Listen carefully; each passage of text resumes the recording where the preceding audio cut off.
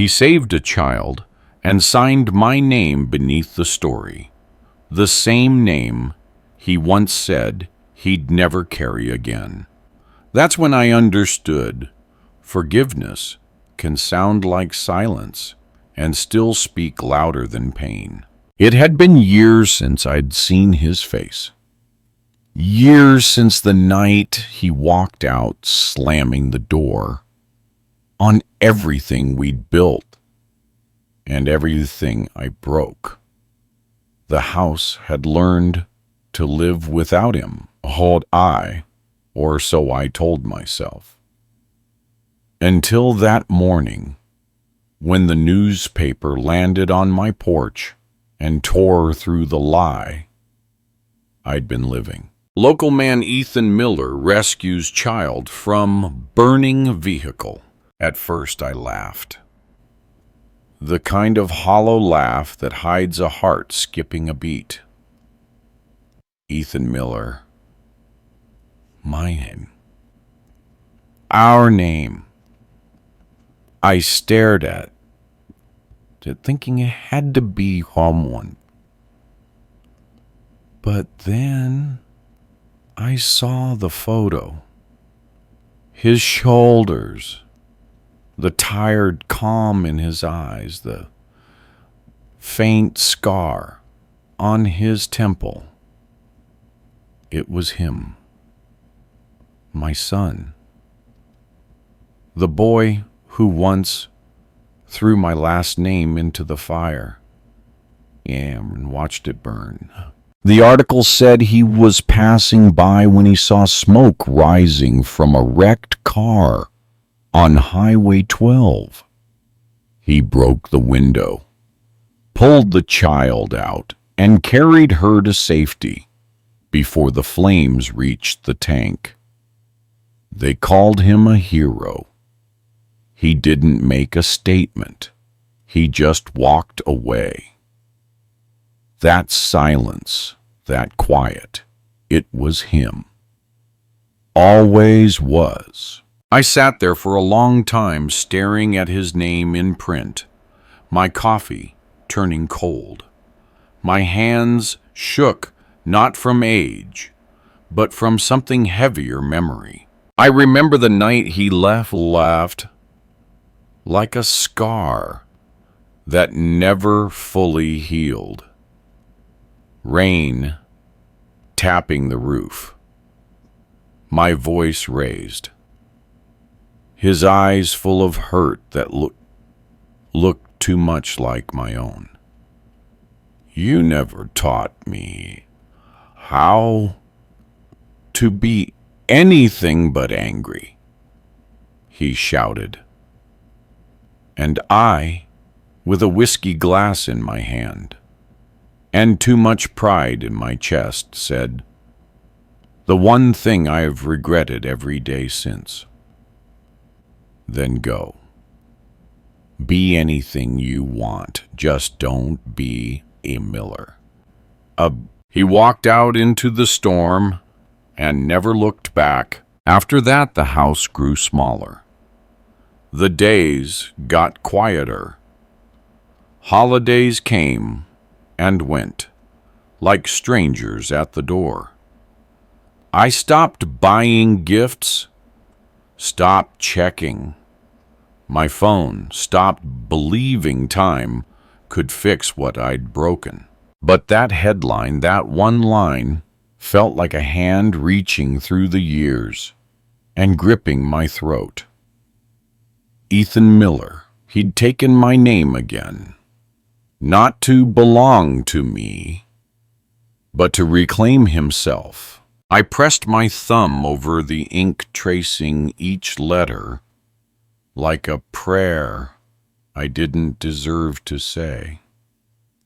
For the first time in years, in guilt shared the same heartbeat. That night I couldn't sleep. The house creaked, like it was trying to speak. I poured a drink, then set it down untouched. I opened the newspaper again, reading the words, until I could almost hear his voice in them, steady, selfless groan. Maybe he didn't forgive me in words. Maybe he didn't have to. Maybe forgiveness had already happened the moment he chose to carry our name again. Outside dawn started to pull the darkness apart. I walked out onto the porch barefoot, feeling the cold wood beneath my feet. The street was empty, but the world felt new. I whispered his name into the quiet morning. Ethan Miller. It felt like a confession and a prayer at the same time. And just when I thought that was where the story ended, I heard footsteps on the gravel path. Slow, steady, familiar, then came a knock 3 times soft, uncertain. I froze. My breath caught. The name echoed again in my mind. Ethan Miller. Forgiveness had found its way to my door. For a moment, I didn't move. The knock came again, soft, hesitant, almost like whoever stood there was afraid the sound itself might break something. And maybe it would. I opened the door. He was standing there older, taller, broader, his hair shorter, his face harder.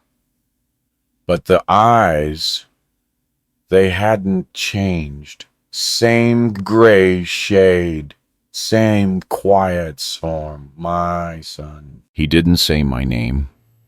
Didn't need to. The silence between us spoke louder than years of words ever could. I wanted to say 1,000 things. You look good. I've missed you. I'm sorry. But all that came out was a breath and a cracked, "You look different." He half smiled, but it didn't reach his eyes. It's been a while. The way he said it, I couldn't tell if he meant too long or not long enough. I stepped aside. "You want to come in?" He hesitated for a heartbeat, just one, before nodding.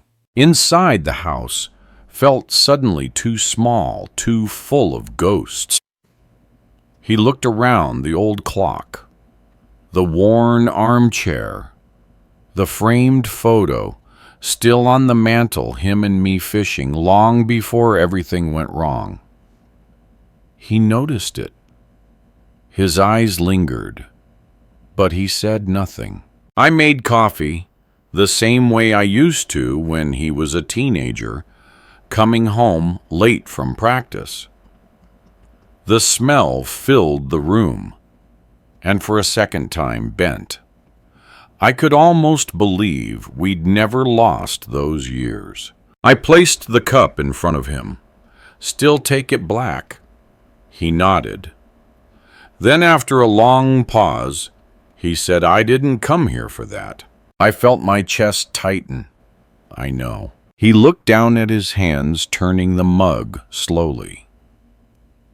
You saw it, the story." I nodded. He exhaled slow. "Didn't expect it to matter to you anymore." That cut deeper than I'd like to admit. I wanted to tell him it mattered more than anything, that seeing his name again had pulled me back to life. But my throat closed around the words, so I just said it mattered. He leaned back, studying me. His face was older, but his gaze was still that same mix of defiance and pun. "You used to say being a Miller meant something. I didn't understand it then. I thought it was about pride." He looked down. "Now I think maybe it was about trying not to lose yourself." I swallowed hard. "And did you?" He shook his head. "Not completely. But I had to walk pretty far to find what was left." There was silence again. Heavy, but not cruel. Just 2 men sitting across from each other, surrounded by the ghosts of what they'd been. "I didn't come to fight," he said. Finally, "I just wanted to return something." I frowned. "Return what?" He reached into his jacket and pulled out an old key. My breath caught. It was the key to the workshop behind the house, the one I'd built with my father, and later with him. He'd taken it the night he left. "I kept it all these years," he said quietly.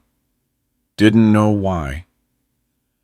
But after that day, the fire, I realized maybe I wasn't supposed to hold on anymore." He slid the key across the table. It stopped between us, catching the morning light. "I'm not asking for anything," he added. "I just needed to let it go." For a moment, neither of us spoke.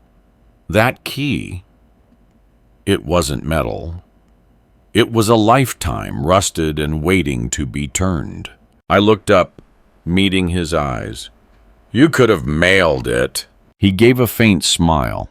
"Yeah, but I think some things deserve to be returned in person." The air felt heavier, but softer, too. Like the kind of weight that reminds you you're still alive. I reached out and took the key. It was warm from his hand, from the years, from everything we'd left unsaid. He stood up slowly. I should go. I wanted to stop him, to say stay, but all I managed was, "You can come back, you know, any time." He nodded once. No promises, no goodbyes. Just that same quiet. And as he stepped out the door, I noticed something. The way he glanced at the workshop before leaving. That small glance. It wasn't anger anymore. It was memory. Maybe even forgiveness. When the door closed, I held the key tight in my fist, the metal pressing into my skin like a reminder. Forgiveness doesn't erase the past. It just gives you a reason to open the door again. The key lay on the table long after he was gone. Tiny, rusted, ordinary, yet heavier than anything I'd held in years. I kept staring at it, half expecting it to disappear, as if forgiveness could only stay if I didn't blink. The house felt hollow again. His footsteps still echoed in the hallway, fading slower than my heartbeat. I wanted to run after him, to say thank you. I'm proud. I'm sorry. But silence has always been the language of our family.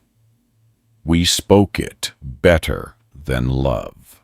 The key glinted under the weak afternoon sun. I turned it over between my fingers, tracing the scratches along its edge. I remembered every mark, the day he dropped it in the dirt. As a boy, the time I scolded him for losing it, the moment he snatched it from the hook, the night he left. And now it was back, aged, scarred, and still fitting the same lock. I walked outside. The air was cold enough to sting, but not cruel. The workshop stood behind the house, half hidden under ivy and thyme. The roof sagged a little. The paint had peeled into pale curls.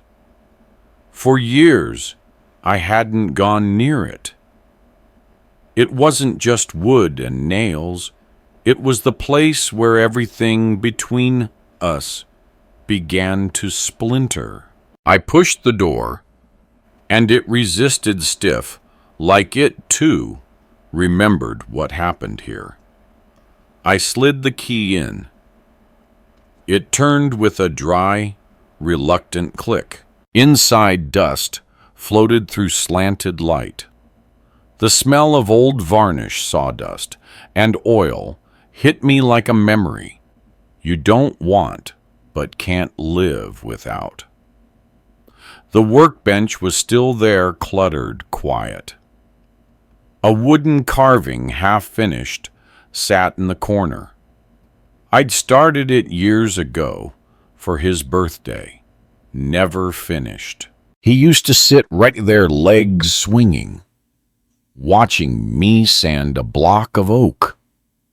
Someday, I'd said, "You'll build something that lasts."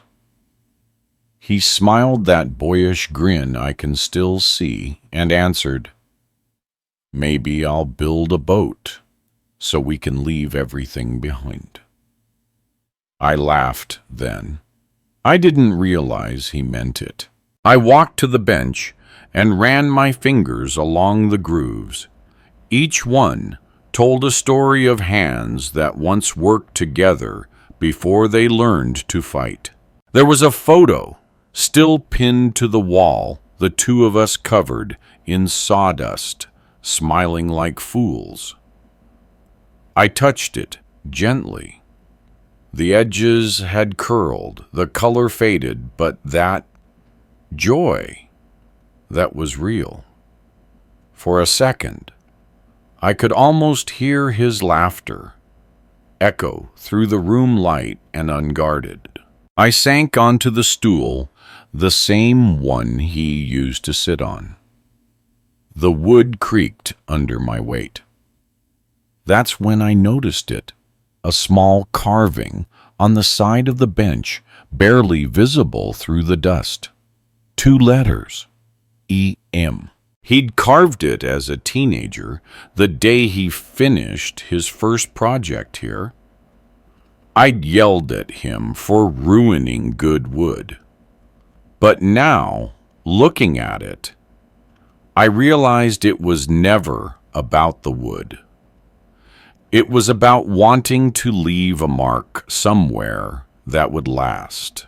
The irony wasn't lost on me. He'd left the workshop, left the name, left me. And still, after all those years, I was surrounded by the proof that he'd always been here. I picked up a chisel, ran my thumb over the cold steel. Then slowly, I carved something beside his initials. Just one letter, J. The sound of the blade cutting through oak felt like breathing again. I didn't carve more. Didn't need to. The 2 letters side by side said everything we hadn't managed to in years. Outside, the wind picked up. The workshop door trembled on its hinges, creaking like an old memory, learning to move again. I set down the chisel, looked at the carving, and whispered, "Maybe this is how we start over, by leaving marks that match." When I stepped outside, the sun was already sinking behind the trees. The sky burned gold, the same shade as his eyes when he was little. I locked the door again, slipping the key into my pocket. This time it didn't feel like a weight. It felt like a promise. And as I walked back to the house, I realized something I hadn't in years. Forgiveness isn't about erasing what's broken. It's about finding the courage to touch it again. That night, the wind didn't sleep. It moved through the trees like a whisper that couldn't find rest, brushing against the windows, filling the house with a low hum, like the world itself was waiting for something to happen. I sat by the workbench again, the key still in my pocket, turning between my fingers. Every sound, the ticking clock, the shifting wood even, my own breath felt louder than it should have. That's what regret does. It turns silence into a chorus. My phone buzzed on the table. The name on the screen stopped me cold. Ethan. For a second, I thought my eyes were playing tricks. He hadn't called in years, not once. The last message I had ever sent him had no reply.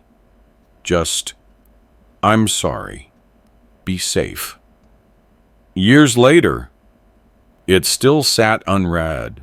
I picked up the phone. My hand trembled like it used to when I held a gun for the first time. Not from fear, but from knowing one wrong move could ruin everything.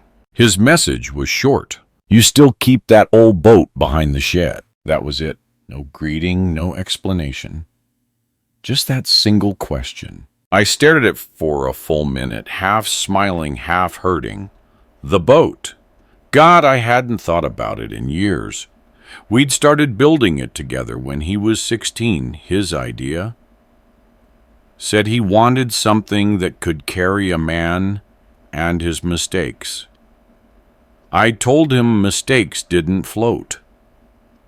He told me that's why we'd make the boat strong. We never finished it. The frame still sits under a tarp gathering dust and rain, half-built, like the things we never said. I typed, deleted, retyped, deleted again. Every word felt too small for what I wanted to say. Finally, I just wrote, "It's still there." 3 dots appeared, then vanished, then appeared again. My pulse quickened, like a boy waiting for a letter that might change everything. "Meet me there tomorrow." I sat back, staring at the message. The room suddenly felt too quiet, like even the walls were holding their breath. I wanted to say yes immediately, but fear has a way of speaking louder than hope. What if he only wanted to say goodbye? What if seeing me brought back everything he'd worked so hard to forget? But then I looked down at my hands still marked with sawdust, from the workshop still shaking from years of unsaid things, and I realized something I had already spent half my life waiting. I typed one word. Okay. Sleep didn't come that night. I sat in the kitchen until dawn listening to the slow drip of the faucet, counting each drop like a heartbeat. I imagined him walking toward that old boat the same way he used to walk home from school. Head down, hands in pockets, always lost in thought. By sunrise, I was outside. The grass was wet with dew. The tarp that covered the boat had faded to a pale gray edges, frayed by years of wind. I pulled it off carefully, revealing what time had left behind a skeleton of wood and hope. I ran my hand along the beam, rough, unfinished, but still solid. He was right. We'd built it strong. For a moment, I could see him again, young, impatient, standing barefoot on the planks. "You think this will ever float?" he'd asked. "If we do it right," I told him. "And if we don't, then it'll still be something we built together." I smiled at the memory, quiet and sad. That boy had grown into a man who carried my name to save a stranger. Maybe tomorrow he'd come back to see if we could still build something that floated. As the light crept higher, I noticed a small carving near the bow, his handwriting half faded by rain. "For when we're ready." I hadn't seen it before. Or maybe I'd never looked close enough. Tomorrow, I'd stand there again beside him. Maybe as strangers, maybe as father and son. I didn't know what he'd say, or if he'd say anything at all. But I knew one thing for certain. The boat was waiting. And for the first time in a long time, so was I. The morning came too quietly. No wind, no bird song, just that kind of stillness that makes you aware of your own heartbeat. I'd been standing by the old boat for nearly an hour before I heard footsteps behind me.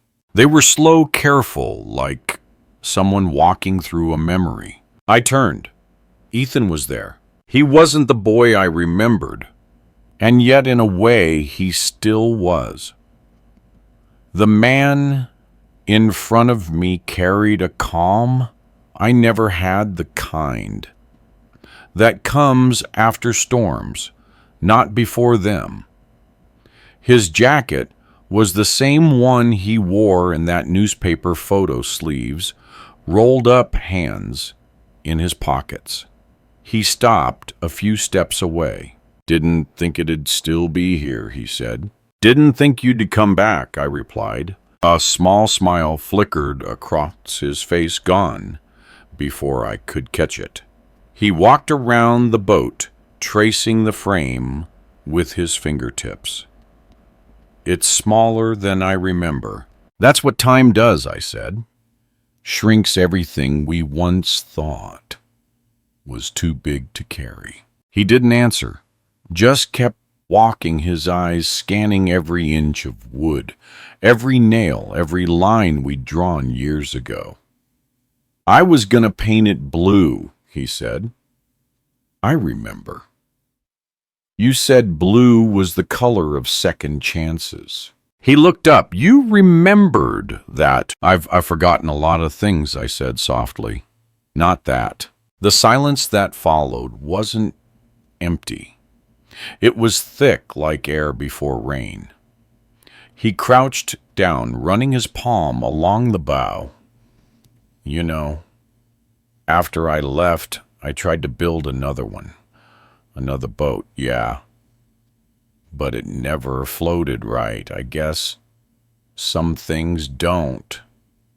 If you don't build them with the right person." My throat tightened. "Ethan." But he stood up before I could say more. "You don't have to say anything. I didn't come for apologies." "Then why did you?" He looked at me. Really looked at me for the first time since he was a boy. His voice dropped low, steady, because I realized something during that fire. When I was pulling that kid out, I thought about how scared I was. And all I could think of was you. I blinked. Me. Yeah. The night I left, I told myself I'd never be like you. Angry, stubborn. But when the fire got bad, I heard your voice in my head telling me to stay calm, to think, to move. He paused, his eyes glassy, but clear. And I did, because I learned that from you. The wind shifted, stirring dust off the planks. For a moment, it felt like the past itself was breathing again. "I hated you," he said quietly. "For years, I really did.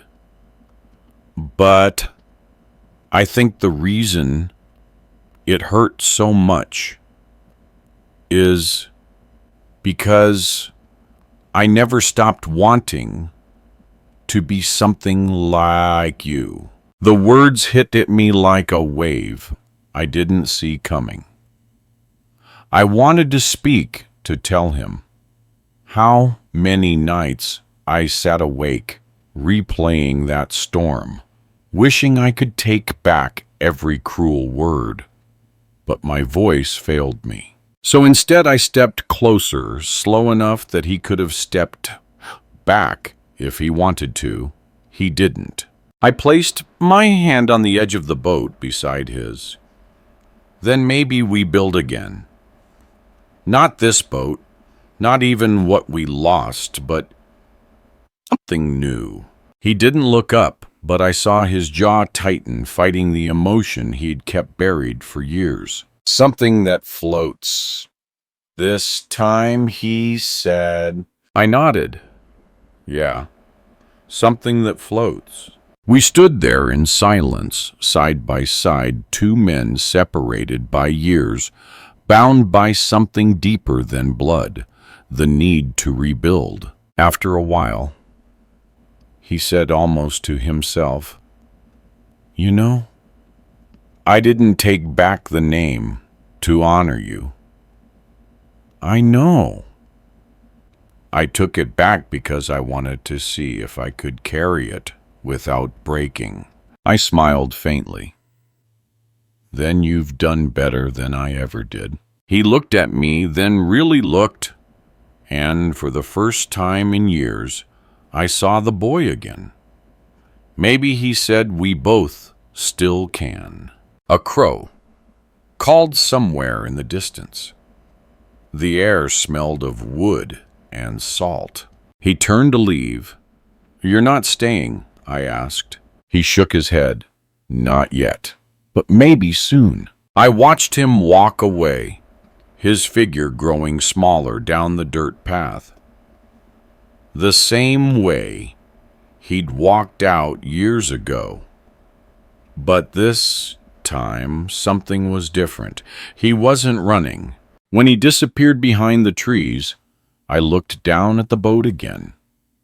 The sunlight hit the frame, and for a moment it looked almost finished. Maybe that's what forgiveness is, not the return of what was lost, but the quiet courage to keep building, even when your hands still shake. It was the kind of night that doesn't feel real, too quiet, too gentle, like the world had paused just to let me breathe. For the first time in years, I felt peace, a fragile kind of peace, but peace nonetheless. I sat on the porch, watching the moonlight stretch across the yard. The boat gleamed faintly in the distance, still half built, still waiting. I'd left the key from the workshop hanging around my neck. It felt right somehow, like carrying a promise. I kept thinking about the way Ethan had looked at me before leaving. There was something unspoken in his eyes. Not anger anymore, not even regret, just exhaustion, and maybe the first flicker of something softer. Hope. I could live on that look alone, I thought. I could wait forever if I had to. The phone rang. It was late, close to midnight, and that sound cut through the stillness like a blade. I reached for it, expecting nothing good ever comes at that hour. "Mr. Miller. Miller." The voice on the other end was calm, professional. Too calm. "This is Officer Graves. There's been an accident." My heart stopped. For a moment, I couldn't speak. The air thickened in my throat.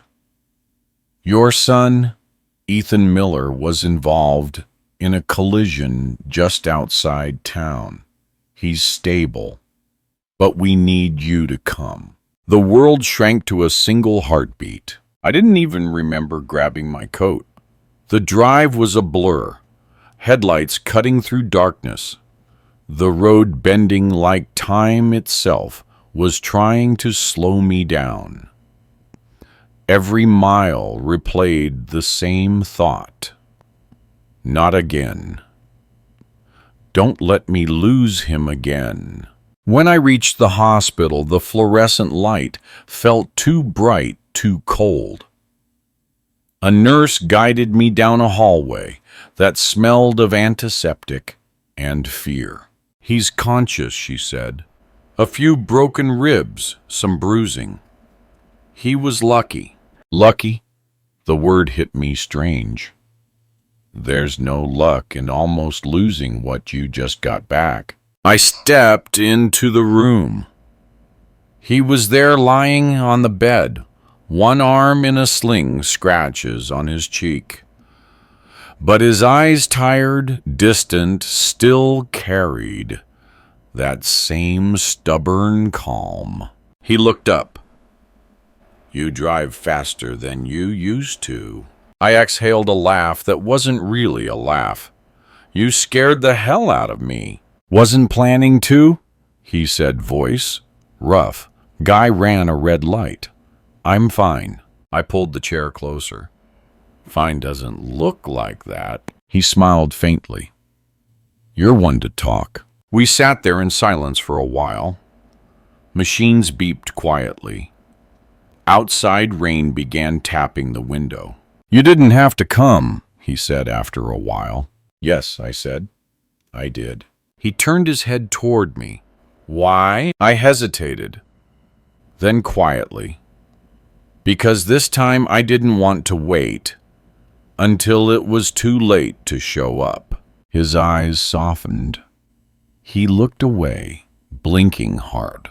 I thought about calling you, he said finally, before today, but I didn't know what to say. You just did, I said. He smiled, then small tired, but real. You think we'll ever get it right? I leaned back. Getting it right isn't the point.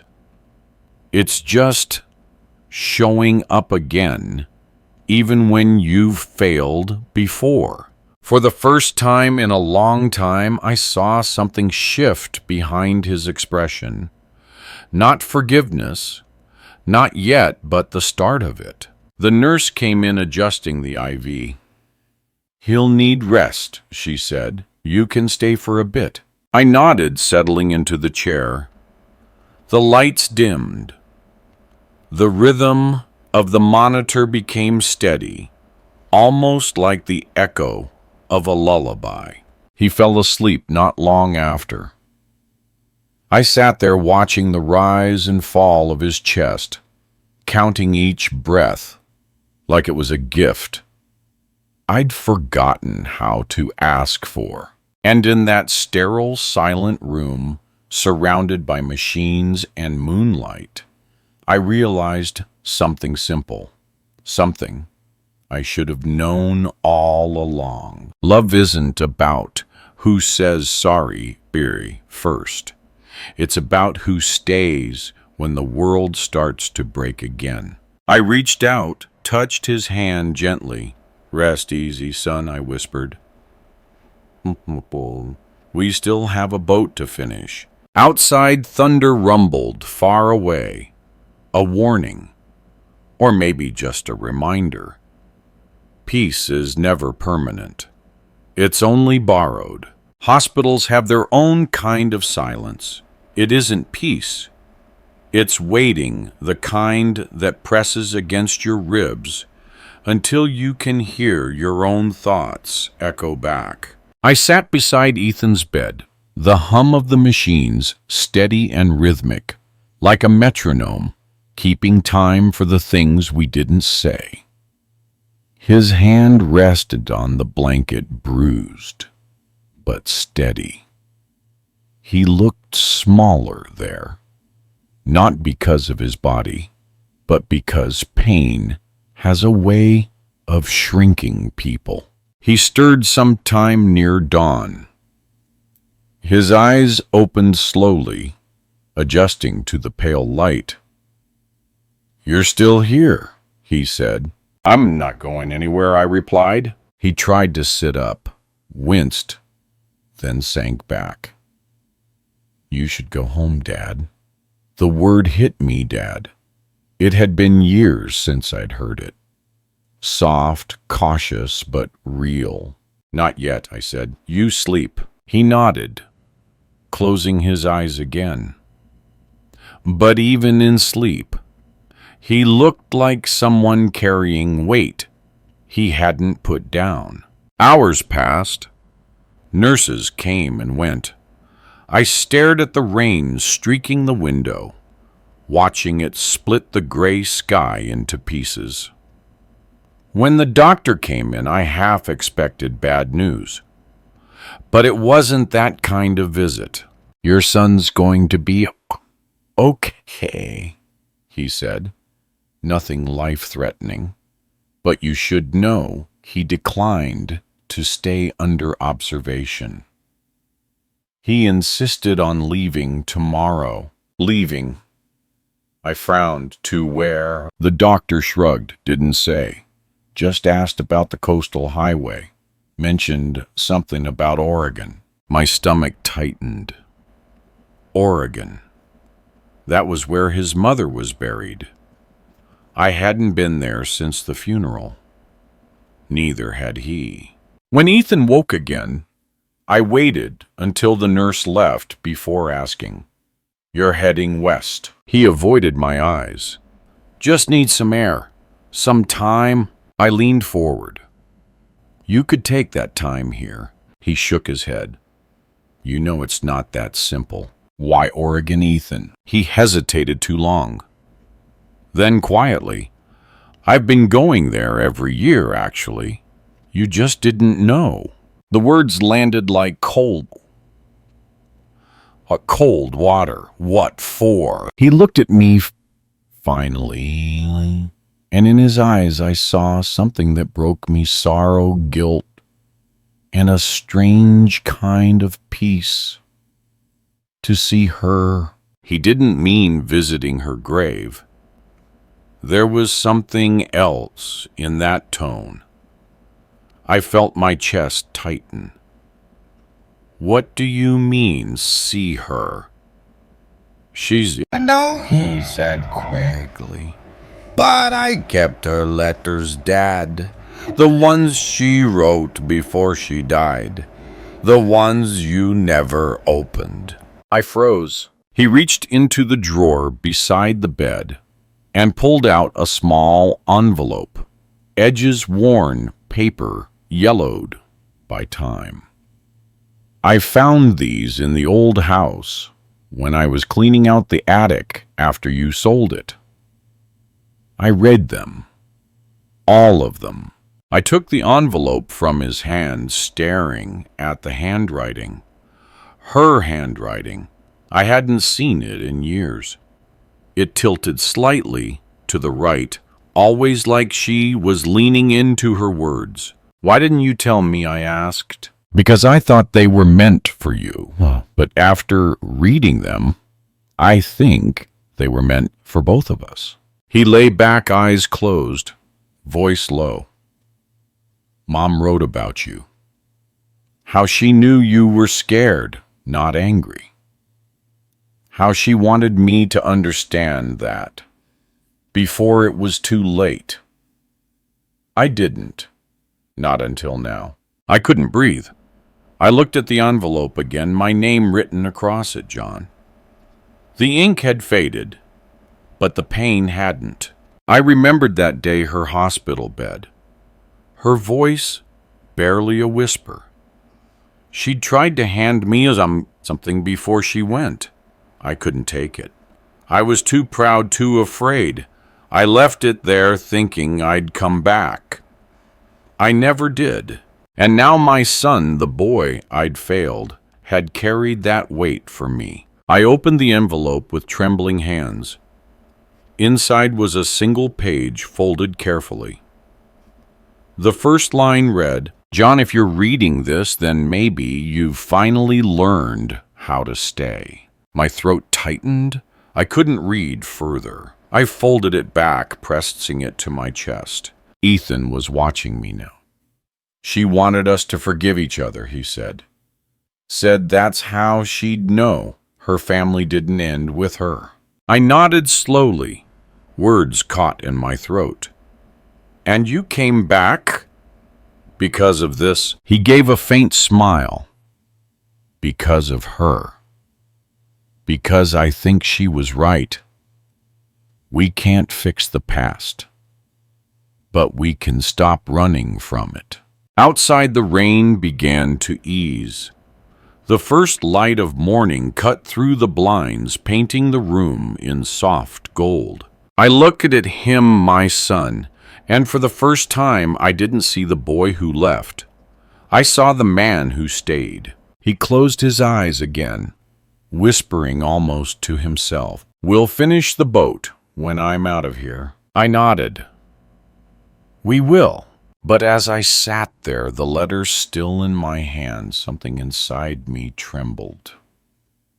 Because forgiveness wasn't done testing us yet, and deep down, I felt it.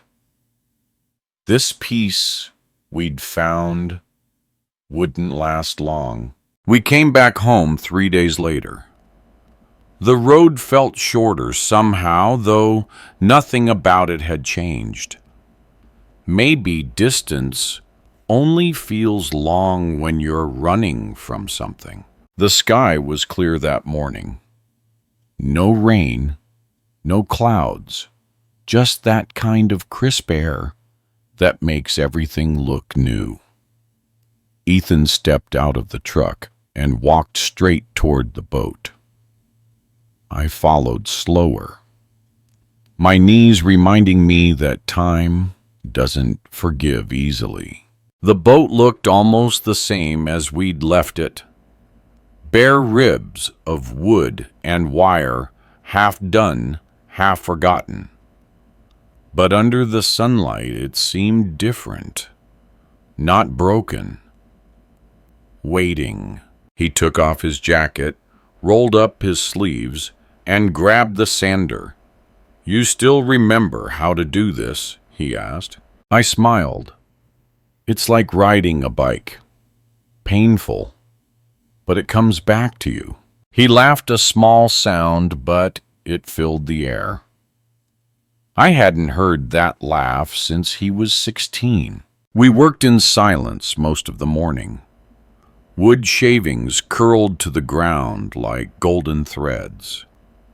The air smelled of cedar and salt. Every time I looked at him, focused calm, his movements, sure I saw pieces of the boy he'd been and the man he'd become. Around noon, he stopped sanding and looked at me. "You ever think she knew this would happen?" I wiped the sweat from my forehead. "She knew more than both of us combined." He nodded slowly, eyes distant. "She said once that forgiveness isn't an act, it's a place you build." I didn't understand that until now. I set the hammer down. "Then let's finish building it." For hours we worked side by side the way we used to. The sun began to dip low, painting everything in shades of amber and quiet. When we laid the final plank, the world around us seemed to hold its breath. The boat was small, rough around the edges, but beautiful in its imperfection. We pushed it toward the lake behind the house, the same lake where he used to fish as a boy. where I once taught him how to skip stones. Ready? I asked. He grinned. For once, yeah. We lifted together wood-heavy water still. It slid off the ramp, touched the surface, and for a second I thought it would sink like all the years between us. But then it floated, simple, while steady. He laughed, shaking his head. I don't believe it. Believe it, I said. It finally floats. The wind picked up gentle, pushing the boat toward the center of the lake. We stood there, watching it drift side by side. I used to think this boat was about leaving, Ethan said softly. Now I think it's about staying. I nodded. And about carrying what we thought we couldn't.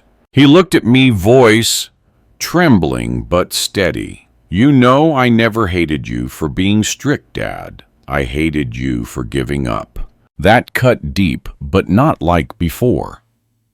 It was the truth. And truth only hurts when it's still trying to heal you. I did give up, I said, but I'm here now. And I'm not going anywhere, he smiled. Good. Because I can't build the next one alone. We stood there until the last light faded the boat. Now a dark silhouette gliding quietly across the water. Our names carved side by side on the hull. The wind whispered through the reeds. I could almost hear her voice in it, soft and steady. Build something that carries both your names and let it float. We had. And in that moment, standing beside my son, I realized what she'd meant. Forgiveness isn't about who deserves it. It's about who's willing to keep building even after everything's gone under. Ethan turned to me, eyes glistening. You think it'll hold through the night? I looked at the boat, at the reflection of the stars trembling on the water. It doesn't need to, I said. It just needs to remind us that we can. He nodded. No words after that, just quiet understanding. The night settled in around us, gentle and complete. And for the first time in a lifetime, I felt what I'd been chasing all along. Not pride, not peace, just stillness. We came back home 3 days later. The road felt shorter somehow, though nothing about it had changed. Maybe distance only feels long when you're running from something. The sky was clear that morning. No rain, no clouds, just that kind of crisp air that makes everything look new. Ethan stepped out of the truck and walked straight toward the boat. I followed slower, my knees reminding me that time doesn't forgive easily. The boat looked almost the same as we'd left it. Bare ribs of wood and wire, half done, half forgotten. But under the sunlight it seemed different. Not broken. Waiting. He took off his jacket, rolled up his sleeves, and grabbed the sander. You still remember how to do this? He asked. I smiled. It's like riding a bike. Painful, but it comes back to you. He laughed, a small sound, but it filled the air. I hadn't heard that laugh since he was 16. We worked in silence most of the morning. Wood shavings curled to the ground like golden threads. The air smelled of cedar and salt. Every time I looked at him, focused, calm, his movements, sure I saw pieces of the boy he'd been and the man he'd become. Around noon, he stopped sanding and looked at me. You ever think she knew this would happen? I wiped the sweat from my forehead. She knew more than both of us combined. He nodded slowly, eyes distant. She said once that forgiveness isn't an act, it's a place you build. I didn't understand that until now. I set the hammer down. Then let's finish building it. For hours we worked side by side the way we used to. The sun began to dip low, painting everything in shades of amber and quiet. When we laid the final plank, the world around us seemed to hold its breath. The boat was small, rough around the edges, but beautiful in its imperfection. We pushed it toward the lake behind the house, the same lake where he used to fish as a boy, where I once taught him how to skip stones. Ready? I asked. He grinned. For once, yeah. We lifted together wood heavy, water still. It slid off the ramp, touched the surface. And for a second I thought it would sink, like all the years between us. But then it floated. Simple, not steady. He laughed, shaking his head. I don't believe it. Believe it, I said. It finally floats. The wind picked up, gentle, pushing the boat toward the center of the lake. We stood there, watching it drift, side by side. I used to think this boat was about leaving, Ethan said softly. Now I think it's about staying. I nodded. And about carrying what we thought we could not. He looked at me, voice trembling, but steady. You know, I never hated you for being strict, Dad. I hated you for giving up. That cut deep, but not like before. It was the truth, and truth only hurts when it's still trying to heal you. I did give up, I said, but I'm here now, and I'm not going anywhere. He smiled. Good, because I can't build the next one alone. We stood there until the last light faded the boat.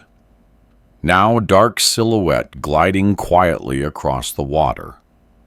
Our names carved, side by side on the hull. The wind whispered through the reeds. I could almost hear her voice in it, soft and steady. Build something that carries both your names and let it float. We had. And in that moment, standing beside my son, I realized what she meant. Forgiveness isn't about who deserves it. It's about who's willing to keep building even after everything's gone under. Ethan turned to me, eyes glistening. You think it'll hold through the night? I looked at the boat, at the reflection of the stars trembling on the water. It doesn't need to, I said. It just needs to remind us that we can. He nodded. No words after that, just quiet understanding. The night settled in around us, gentle and complete. And for the first time in a lifetime, I felt what I'd been chasing all along. Not pride, not peace, just stillness. The morning came quietly, the kind of quiet that doesn't ask for attention, it just is. Mist hung low over the lake, soft and pale. The boat was still there, floating steady near the reeds, its reflection trembling against the water. A single beam of sunlight slipped through the trees, catching the curve of its hull, the names carved, side by side, E, M, and J, M. I stood on the shore, coffee in hand, listening to the world breathe. Ethan was still asleep inside, and for the first time in years, I didn't wake up to emptiness. The house no longer felt haunted. It felt lived in.